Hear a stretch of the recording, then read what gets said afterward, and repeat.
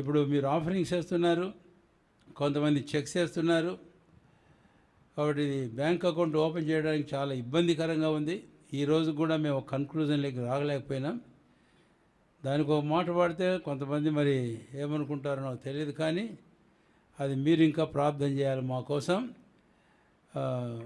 అది ఏర్పాటు చేయడానికి కలిసికట్టుగా ఒక తీర్మానం జరగాలి. ఈ తీర్మానం కూడా కొన్ని వారాల నుంచి ఇంకా అప్స్ అండ్ డౌన్స్లోనే ఉంది. ఎందుకంటే ఒకరు అట్లంటే ఇంకొకరు ఇట్లంటే ఇలాంటి పరిస్థితి అఫ్కోర్స్ కొన్నిసార్లు వస్తుంది ఇంత పెద్ద బాధ్యత తీసుకునేటప్పుడు. బట్ అల్టిమేట్గా కలిసి రావాలి.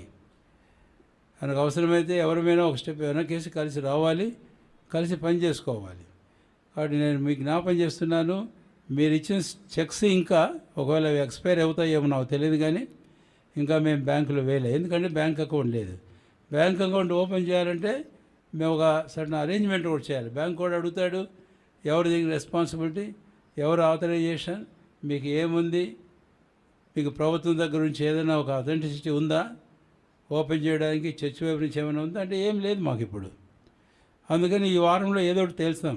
ఎవరన్నా మరి if somebody disagrees also we are going to do it, we will decide it. కనుక ఆ విషయం కూడా తేటగా సూటిగానే ప్రకటన చేస్తున్నాము. మీరు కూడా ప్రార్థన చేయాలని మీకు మనవి చేస్తున్నాం.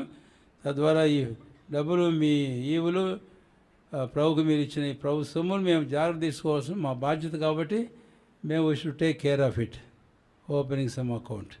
సో అది కూడా మీరు ప్రార్థన చేయాలని మీకు మనవి చేస్తుంటున్నాం.